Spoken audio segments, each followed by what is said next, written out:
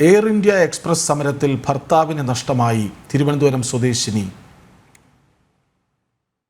അമൃത. അസുഖബാധിതനായി ആശുപത്രിയിൽ ചികിത്സയിലായിരുന്ന ഭർത്താവ് നമ്പി രാജേഷിനെ അവസാനമായി ജീവനോടെ കാണാൻ പോലും അമൃതയ്ക്ക് കഴിഞ്ഞില്ല. എയർ ഇന്ത്യ എക്സ്പ്രസ് സമരത്തിൽ തിരുവനന്തപുരം കരമന സ്വദേശിനി അമൃതയ്ക്ക് നഷ്ടമായത് ഭർത്താവിനെയാണ്. ഭർത്താവ് നമ്പി രാജേഷിനെ അവസാനമായി ഒരു നോക്ക് കാണണമെന്ന ആഗ്രഹവും നടന്നില്ല. ഹൃദ്രോഗത്തെ തുടർന്ന് മസ്കറ്റിൽ അത്യാഹിത വിഭാഗത്തിൽ ചികിത്സയിലായിരുന്ന നമ്പി രാജേഷ് ഇന്നലെയാണ് മരിച്ചത്. വിയോഗ വാർത്തകളിൽ തളർന്നിരിക്കുകയാണ് കുടുംബം.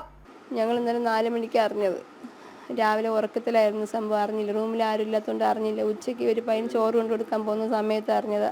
ആരും അറിഞ്ഞില്ല, ഞങ്ങളും അറിഞ്ഞില്ല. ഹസ്ബൻഡ് പിന്നെ 4 മണിക്ക് വിളിച്ച് പറഞ്ഞപ്പോൾ ഞാൻ അറിയുന്നത് ഇങ്ങനെയുള്ള സംഭവം എന്നുള്ള കാര്യം.